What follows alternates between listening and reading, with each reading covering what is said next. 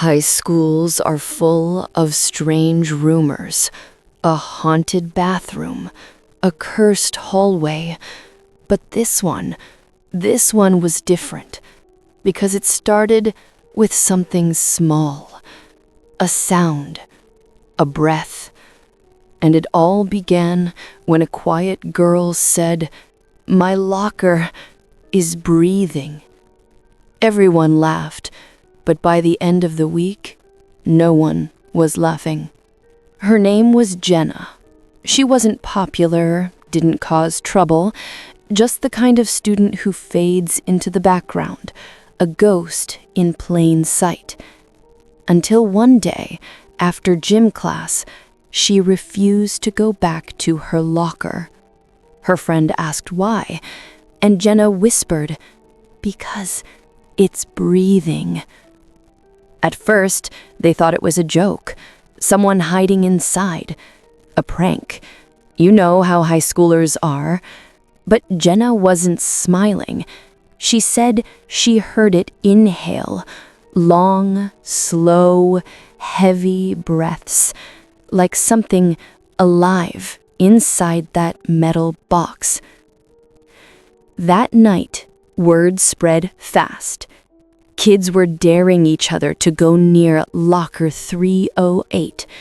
Some said they heard it too, that strange rhythmic sound between the clang of closing doors and the hum of the hallway lights.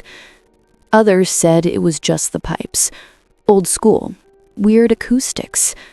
But the janitor, he avoided that row completely. He'd walk around it, eyes down, keys jangling just a little faster. And Jenna, she stopped coming near it altogether. She started carrying all her books in her arms. She wouldn't even glance down the corridor where it stood. One afternoon, after everyone had gone home, a student, let's call him Ryan, decided to prove it was just a myth. He pulled out his phone, started recording, and walked toward locker 308. The hallway was empty, the air still, only the faint hum of fluorescent lights. He leaned in close, and that's when he heard it. A long, slow inhale, and then a faint, wet sound, like something shifting just behind the metal. He opened the locker. Nothing. Empty. But the back wall was wet. Condensation. Warm, like it had exhaled. Ryan ran. He dropped his phone. But later, when he replayed the footage, the breathing was there. The next morning, Ryan told the janitor. The old man stopped in his tracks, his face drained of color, and he said quietly, "That locker was welded shut." Ryan laughed. "No, I opened it. I was there." But the janitor shook his head. "You couldn't have. Locker 308 doesn't exist anymore." He led Ryan to the office, pulled out the master list of active lockers. 308 was marked in red ink. Removed, 1999. Ryan frowned. Removed? Why? The janitor hesitated.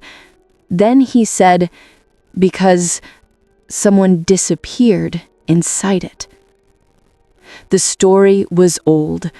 A student, nobody remembers his name, was last seen opening that locker 25 years ago. When they went to check, the door was sealed from the inside. They had to cut it open, but there was nothing there. No body, no backpack, no trace. After that, they welded it shut, covered it, pretended it never was there. The next morning, Jenna was gone. Her locker, sealed shut again. Fresh welds, still warm. No one talked about it. Teachers avoided questions. The janitor quit the next week. And locker 308, it was gone. Like it never existed. Some stories fade with time, but others keep breathing. If this one chilled you to the bone, hit that subscribe button and ring the bell for more true horror tales that will crawl under your skin. Because next time, it might not just be a locker that's breathing. It might be your house. See you in the next story.